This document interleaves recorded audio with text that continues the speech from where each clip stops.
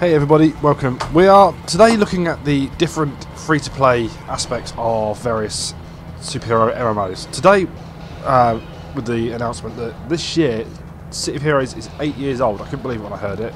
I've been playing that right from the start. I was quite shocked that I've been playing that long.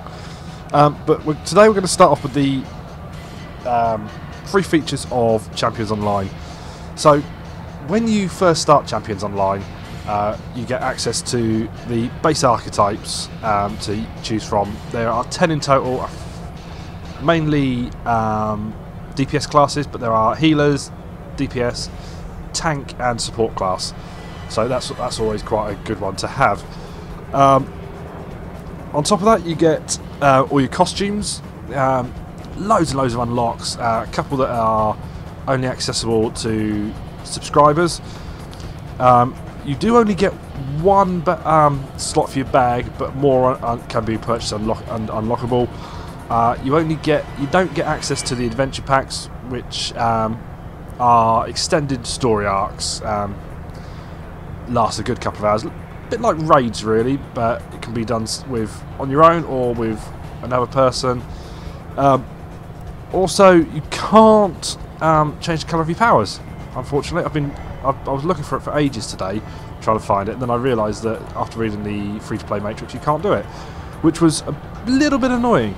After that, you only get limited auction house space, but in all the time I've been playing Champions, I've never really needed to sell too much on the auction house, only 2 or 3 things at a time. Obviously, you've got a money cap, which most games do when you've got a free-to-play account. Don't get any vet rewards, but everything else. But that really should only be accessible via having a subscription. You can only create supergroups after 20 hours of gameplay, which to me isn't too bad. 20 hours is quite easy to rack up on Champions.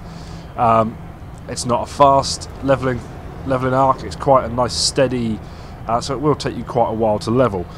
Apart from that, everything else, including the comic book series, which are an arc of normally 5 or 6 stories interlaced, it's all free. It's all very much fun to play, very fast moving. So yeah, it's definitely worth a free account. Even when you are on a premium membership, you can have custom archetypes, which means you can mix and match powers as you go along. But that is it. You don't really lose a lot from the game when you're not subscribing. So what I'll say is, if you do play Champions Online, enjoy it. Next up, we are going to be looking at City of Heroes and what they have to offer or not offer, and at the end of it, we'll see which of the free games is going to be better value for a free-to-play game. Okay, we're going to be switching over any moment. Okay, so we're back with City of Heroes. From what I've been reading, there's quite a lot you can't do with a free-to-play account with City of Heroes. I'm lucky I've got a returning member account, which gives me quite a lot of perks, but it seems that it's almost not worth having a free-to-play account with City of Heroes at the moment. You can go through the tutorial area, which is the first ward, but to get the advanced missions, you've got to purchase them, which I find a little bit money grabbing. You can't take part in endgame, which the endgame raids. You can't take part in the advancement system that's over 50 for the extra powers. You can't create a supergroup. You can't join a supergroup. You've only got very, very limited chat, which is local chat and team chat, which I find quite limiting, especially when you're looking for groups. If you can't get a supergroup as well, it's also quite a difficult thing to do, is find groups sometimes.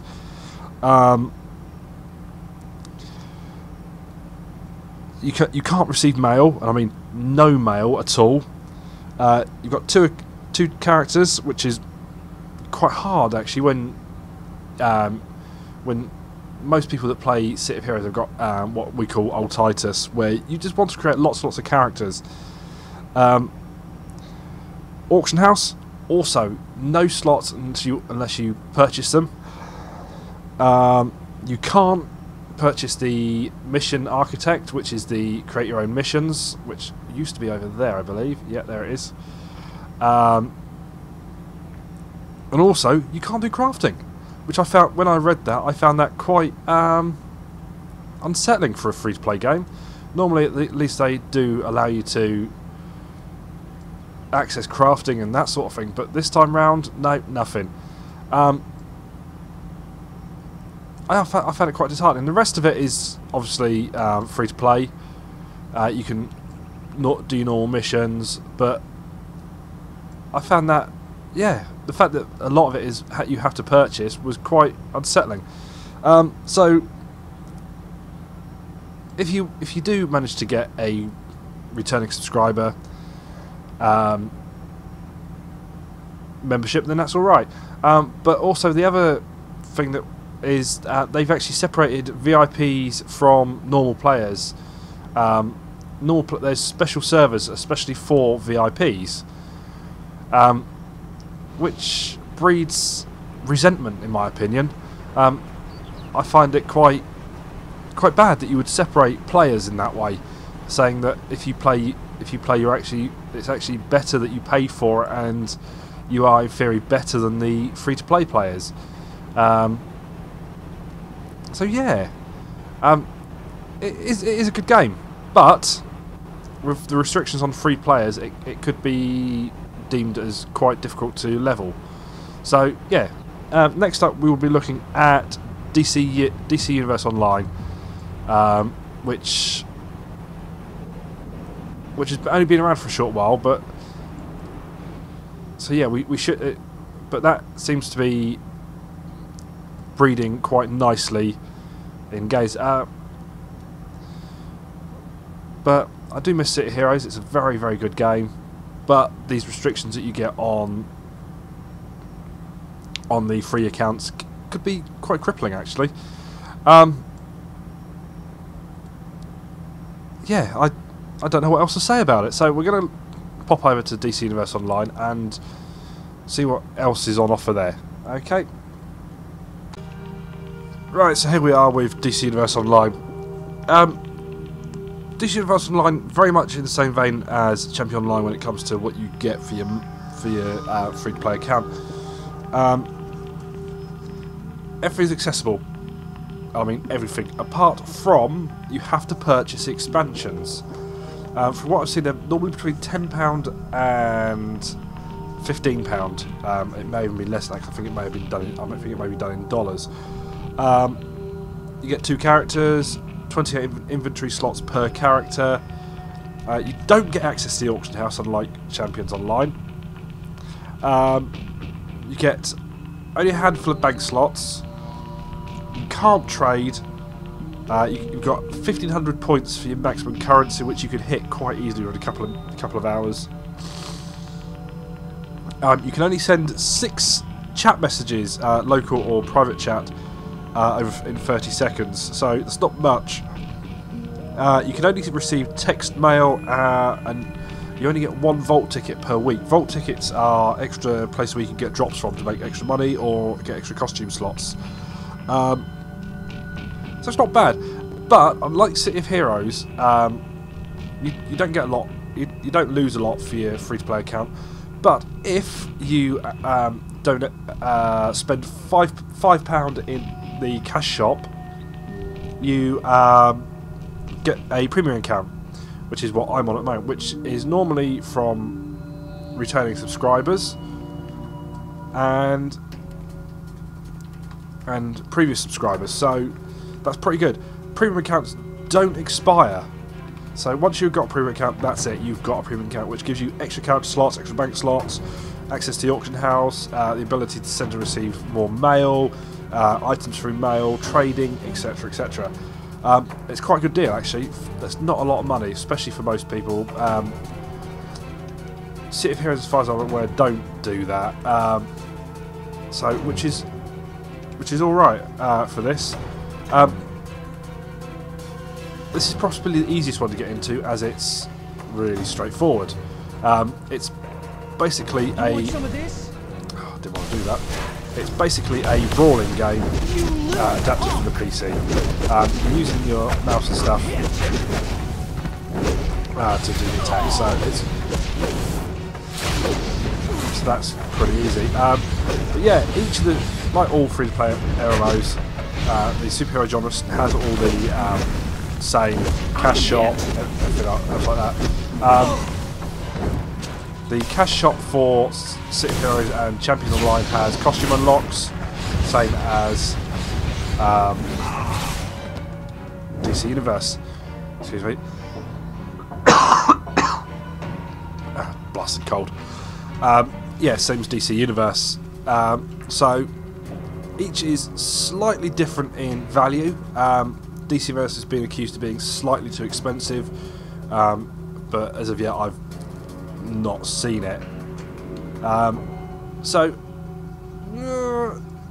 far, the pros and cons. Worst for your money at the moment is City of Heroes. I'm hoping that eventually they're going to change that. Best for your money, in my opinion, it's only my opinion by the way, is Champions Online. It's not the best looking, it's very cartoony, but it is extremely fun to play. With lots of missions that you don't have to purchase. Followed by, I'm really reluctant to say it, but I used to hate this game, DC Universe. It's just a lot more fun to play. City of Heroes has become quite elitist with the VIP players, especially moving to VIP only servers, which was quite disheartening in the first place, like I've already said. Graphics wise, DC Universe is the nicest looking. It's very much in keeping with the DCU timeline and art feel. As most people know, DC Universe was overseen by Jim Lee right from the start. So yeah, well, you've got that influence there straight away. City of Heroes, I was happy when it went free to play because it was a game that I played for a long time, but it has gone downhill, and that's my opinion. Many people may disagree with me, and I welcome the comments, even video responses if you feel. So yeah, my top 3 out of the superhero MMOs, because there's not many, is Champions, City of Heroes, and DC Universe Online. The winner of that would be Champions, followed by DC Universe, and then City of Heroes. So there you have it. I've been Blavek. You've been listening to me for far too long now, and we'll see you again soon. Bye bye.